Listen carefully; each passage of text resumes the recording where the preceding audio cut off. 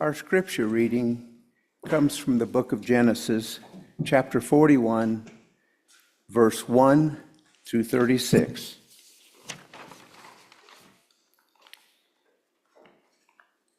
After 2 whole years, Pharaoh dreamed that he was standing by the Nile, and there came up out of the Nile 7 sleek and fat cows, and they grazed in the reed grass. Then 7 other cows, ugly and thin, came up out of the Nile after them, and stood by the other cows on the bank of the Nile.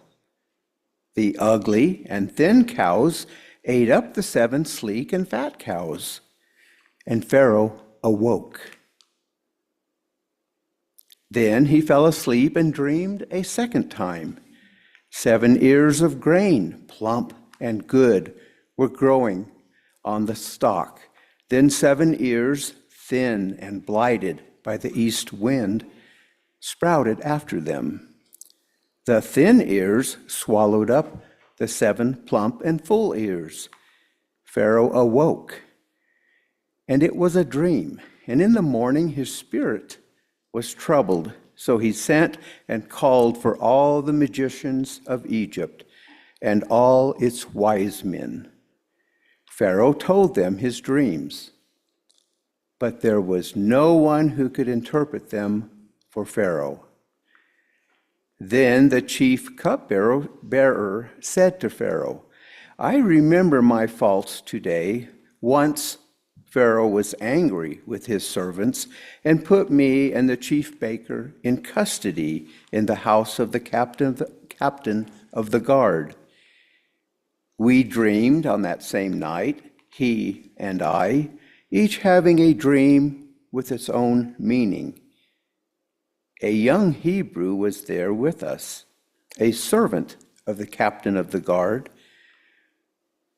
When we told him, he interpreted our dreams to us, giving an interpretation to each according to his dream. As he interpreted to us, so it turned out. I was restored to my office, and the baker was hanged. Then Pharaoh sent for Joseph, and he was hurriedly brought out of the dungeon. When he had shaved himself and changed his clothes, he came in before Pharaoh. And Pharaoh said to Joseph, I had a dream, and there is no one who can interpret it. I have heard it said of you that when you hear a dream, you can interpret it. Joseph answered Pharaoh, It is not I. God will give Pharaoh a favorable answer. Then Pharaoh said to Joseph, In my dream I was standing on the banks of the Nile, and 7 cows, fat and sleek, came up out of the Nile and fed in the reed grass. Then 7 other cows came up after them, poor, very ugly and thin. Never have I seen such ugly ones in all the land of Egypt. The thin and ugly cows ate up the first 7 fat cows. But when they had eaten them, no one would have known that they had done so, for they were still as ugly as before. Then I awoke.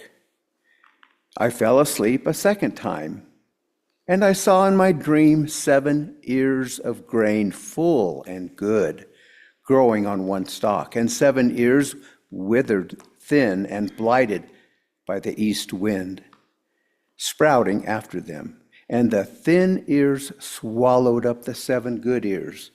But when I told it to the magicians, there was no one who could explain it to me.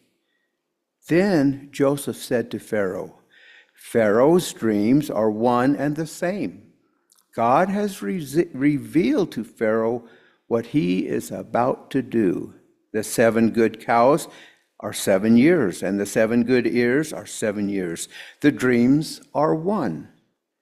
The 7 lean and ugly cows that came up after them are 7 years, as are the 7 empty ears blighted by the east wind. They are 7 years of famine. It is as I told Pharaoh. God has shown Pharaoh what he is about to do. There will come 7 years of great plenty throughout all the land of Egypt. After them there will arise 7 years of famine, and all the plenty will be forgotten in the land of Egypt. The famine will consume the land. The plenty will no longer be known in the land because of the famine that will follow. For it will be very grievous, and the doubling of Pharaoh's dream means that the thing is fixed by God, and God will shortly bring it about. Now, therefore, let Pharaoh select a man who is discerning and wise, and set him over the land of Egypt.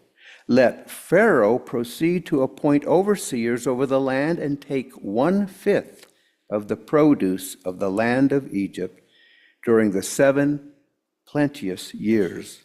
Let them gather all the food of these good years that are coming and lay up grain under the authority of Pharaoh for food in the cities, and let them keep it. That food shall be a reserve for the land against the 7 years of famine that are to befall the land of Egypt, so that the land may not perish through the famine. This is the word of the Lord.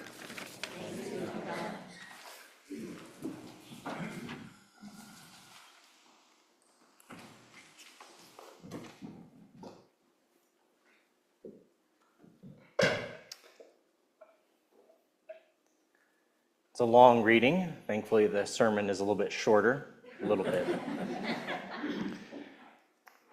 But if I asked for a great book about the American dream, very few of us would pick Hawaii by James A. Michener. We can see that first slide there. Mostly because the book is now old enough to collect Medicare, since it came out the year we actually added the 50th state, its namesake. Yet James Michener weaves a narrative of people coming to the new land of Hawaii. He chronicles the Polynesian who had dreams of leaving religious oppression from a sun-swept lagoon. He talks of Yankee missionaries who left a farm of bitterness and spread the gospel in the beautiful port of Lahaina. He follows the Chinese migrants who fled a starving village to work as cooks, gardeners, restaurant owners, and prospered as entrepreneurs in Honolulu. It includes the stories of the Japanese who came from an inland sea and worked every odd job in the cane fields of Kauai and supported their new home by fighting in Europe with honor. Michener ends the book kind of profiling the golden men who embodied the dreams of every wave of immigration as they are about to accept statehood. The book of Hawaii, in a way, shows kind of the importance of dreams across generations, dreams across cultures, and how they are applied in kind of the everyday life. It is a book that reminds us how enduring dreams are. And it profiles how an individual's dream can move people into a new future. Hawaii tells us about the importance of visions and dreams, and it is how they are important to change. I also have to mention that in the 1960s, this totally spawned several books several movies, some of them starring Julie Andrews, Gene Hackman, Max von Sydow, Mako, Geraldine Chaplin, even Charlton Heston. He's on the one on the left.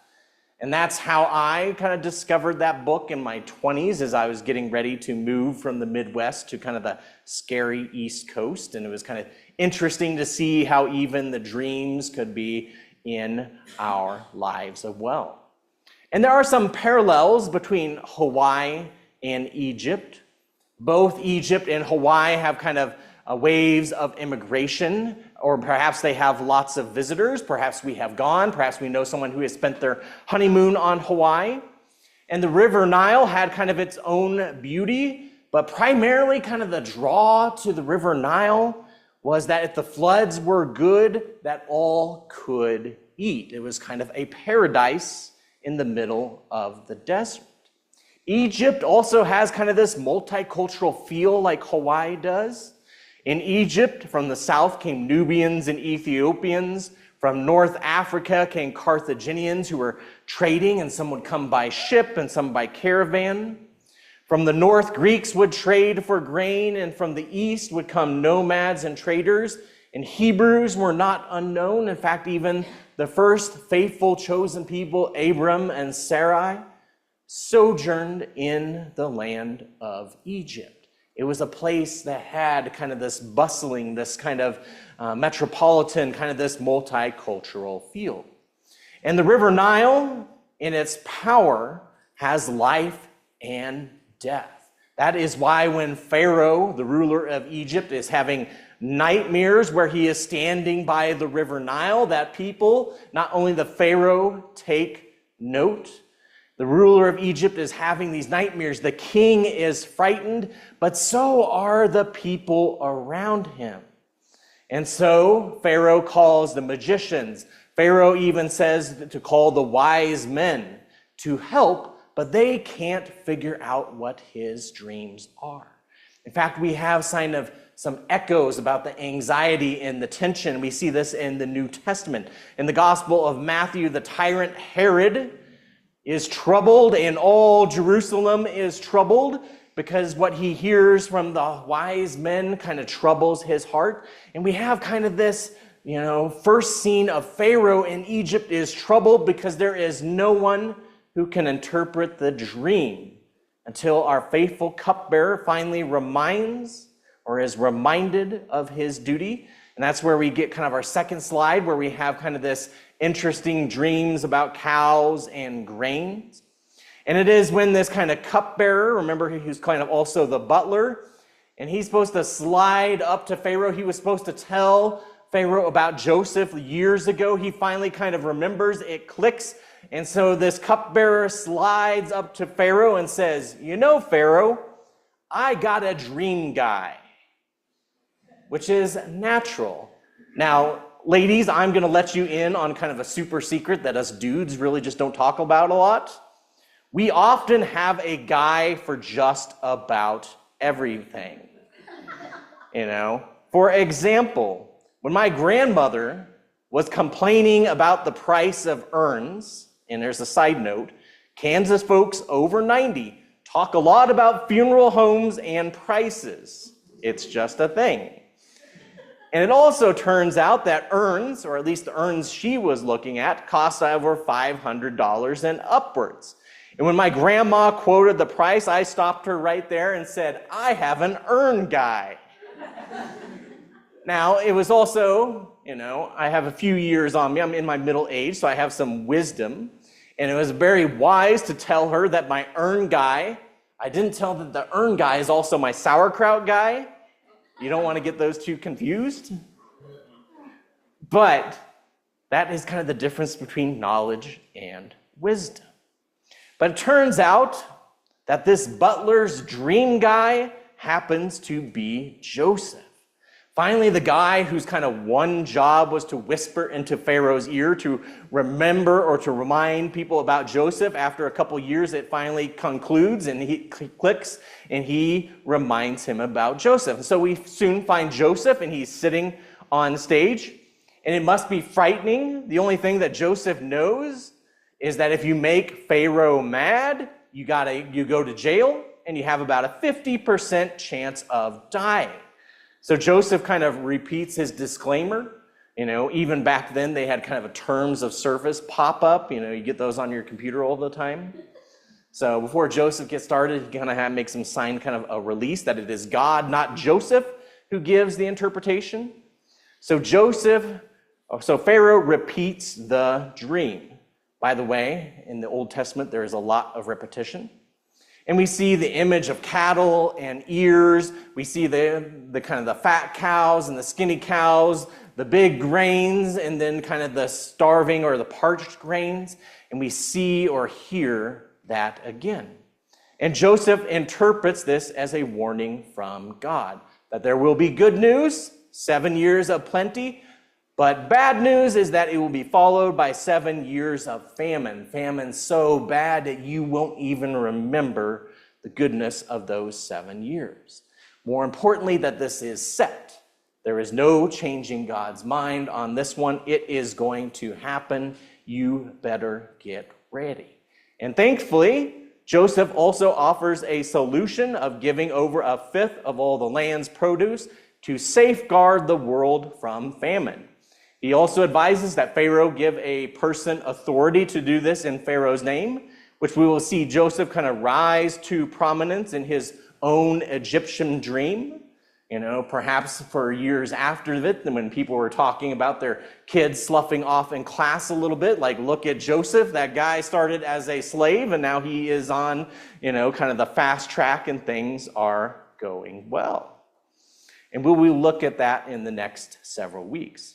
But what we notice about this dream is also that it follows kind of a natural cycle, a good harvest followed by bad. We have a time of beginning, growth, stability, and then we will see a time of decline and possible death. And I'll go to our final slide of today, which is a slide of the church life cycle. Now, the last couple of weeks I have been alluding to our work during this interim period, and part of this kind of pairs with our scripture today. Every church has a life cycle. Just as kind of the life cycle of earth was speaking to Pharaoh in his dreams. And what we are talking about today is we'll see kind of the classic bell curve. Those of us who are planning, grading, or will be taking midterms, you will get very familiar with bell curves, and even more if you go into economics. But when we look at the bell curve, we'll look at kind of this one as a church life cycle. You'll notice that there's birth, there's growth, there's stability, there's periods of decline, and then finally death. Now, there can be times of redevelopment, rebirth, and we'll be talking a little bit about that later. But how we kind of see it in our own life is I kind of experienced this church life cycle when I lived in Colorado for the first time. I was living with my brother in Fort Collins, and we went to this church startup. It was called Pathways. And I was just really glad my brother was going back to church, as someone who had just finished at Ghost Ranch and was getting ready to take a church in Missouri. I had a few months to kind of still live it up and not wear funny clothes on Sunday, but just go to church. And we went to church, and it was interesting because we found out some of our friends from high school. In fact, it was actually one of my brother's high school friends. Her husband was the pastor. And so we were there like the 1st of January, hanging out, and we met kind of at the bottom of a coffee shop basement, and there were a few of us, and we kind of were starting to get together as a church. In fact, we got a little bit bigger. We started doing more activities, got more people. In fact, we no longer had to kind of listen to whatever kind of band was playing upstairs or all the commotion upstairs on a Sunday evening, and we could go to a coffee shop that was closed on Sunday, and then it could be our coffee shop. And so we had church there. After that, a few Sundays after that, we started getting a little bit bigger. A few years, we started doing mission trips, youth outings, even international trips. We helped with kind of some orphanages, and we're really good with mission. And finally, we got big enough to move. We filled kind of a gymnasium on the north side of an elementary school on the north side of Fort Collins. But what was interesting about kind of our group, it was mostly kind of folks in our 20s, in our 30s, in our 40s, And kind of what we kind of discovered after a few years is even though we had moved from the coffee shop into the north side, that we weren't really kind of connected with that community. And eventually, over the years, we kind of ran out of support. And, well, one day we kind of discovered is just the church would have to close. And this is about from 2012 to 2017. If we did an autopsy on the church, we would have noticed that we really had not put down roots. A few years later, people were kind of talking about churches like ours, and they were kind of called nomads.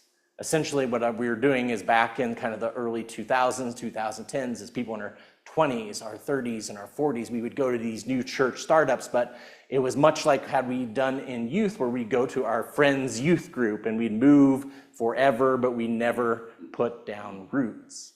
Likewise, as you had people kind of like me. They were people who were just in Fort Collins for a little bit, and then I eventually went out to preach out in Missouri. And then, I would come back and hang out with my brother. In fact, we raised the age dramatically when my grandma and 80-year-old great aunt showed up for worship on one Sunday. It was interesting. But what was great, though, is even though we were a church for a small time, we still had great connection. The fellowship was really good, especially the fellowship between guys. In fact, one of the interesting things when I was talking to my brother when he was in town last week is we still discovered is even all the guys from that little church startup, when we are in Fort Collins, we all get a hold of each other and we'll meet. And it was also interesting it wasn't only just us not putting down roots, but we also were able to define ourselves as a church. See, it was non-denominational, so the Baptists wanted to baptize somebody every week. The Presbyterians, like my brother and I, had to remind them, it's just like maybe we should do communion once in a while, maybe the first Sunday of the month. We're good Presbyterians that way. And the Pentecostal were always wanted to go with the Spirit, so unfortunately we had kind of no direction, no identity, no roots, so we pushed through that church lifestyle cycle in just a few years. Now, to have a congregation around as long as we have here at First Presbyterian Church in Durango, every few years we have to go through a cycle of redefinition, redevelopment, possibly even some rebirth, which we will talk about 10 minutes after worship in the fellowship hall. I'm pushing my luck with having kind of the church life cycle right now. So we're going to go back to Egypt, and Joseph, to heed kind of God's warning in Pharaoh's dream, is going to encounter a lot of change. And he says if things do not change, then there will be plenty of people finishing their life cycle. Joseph proposes change that will reshape the land of Egypt. They will have to reorient their lives, their practices, even the mindset of all those who depend on the Nile for life.